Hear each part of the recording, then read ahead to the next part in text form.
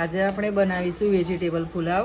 એમાં મેં 3 વાડકી ચોખા લીધા છે। એ 5 માણસ ખાઈ શકે એટલો બનશે। હવે આપણે ચોખાને અડધો કલાક પલાળી રાખીશું। હવે આપણે એના માટે 6-7 કરી લસણ લઈશું, એને સાફ કરી ઝીણું સમારીશું। હવે આપણે 2 નંગ કાંદા લઈશું, એને સમારીશું।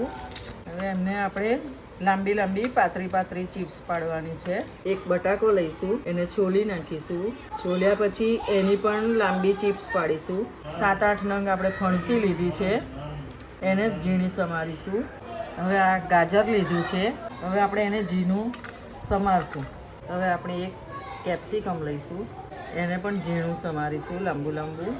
હવે આપણે એમાં 2 લીલા મરચાં લઈશું, એને પણ ઝીણા કટ કરીશું। હવે આપણે થોડા વટાણા પણ લઈશું। હવે આપણે લઈશું એના માટે પહેલા તવીમાં તેલ લઈશું, થોડું ઘી પણ નાખીશું, એને થોડી વાર ગરમ થવા દઈશું।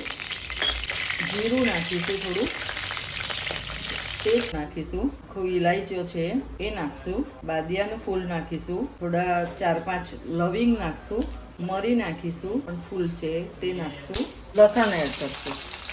લસણ નાખ્યા પછી ડુંગળી નાખશું। ડુંગળીને હવે થોડી શેકાવા દઈશું, ગુલાબી થઈ જાય ત્યાં સુધી શેકાવા દઈશું। હવે આપણી ડુંગળી પણ શેકાઈ ગઈ છે, ગુલાબી રંગની થઈ ગઈ છે। હવે એમાં આપણે બટાકા નાખશું, બટાકાને થોડી વાર થવા દઈશું। હવે ફણસી નાખીશું, પછી એમાં ગાજર નાખીશું, વટાણા નાખશું, કેપ્સિકમ આપણે છેલ્લા નાખીશું, એને 2-5 મિનિટ થવા દઈશું।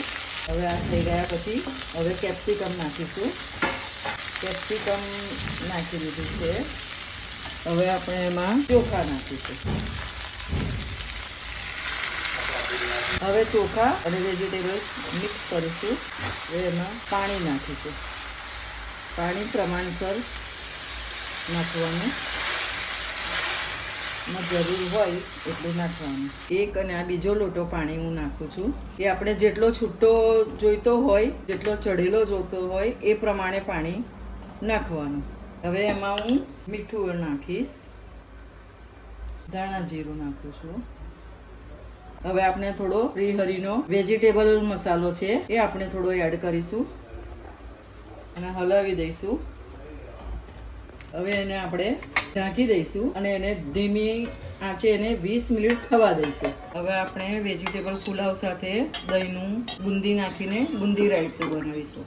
એમાં આપણે મીઠું નાખીશું, થોડો ધણા પાવડર નાખશું, જીરું પાવડર નાખશું, એમાં બુંદી નાખી દઈશું। બુંદીને નાખ્યા પછી હવે એમાં વઘાર કરીશું। વઘાર કરવા માટે આપણી પાસે છે લીલા મરચાં, જીરું છે અને આ કઢી પત્તા છે। એમાં આપણે 1 ચમચી ઘી મૂકીશું। હવે આપણે એમાં પહેલાં જીરું નાખીશું, પછી મરચાં નાખીશું અને કઢી પત્તા નાખીશું, અને આપણે આમાં નાખી દઈશું। એમાં આપણે હવે ધાણા પણ નાખીશું। આપણું બુંદી રાયતું તૈયાર થઈ ગયું છે। આ આપણો વેજીટેબલ પુલાવ બનીને તૈયાર છે। હવે એના ઉપર આપણે થોડા દાણા નાખશું।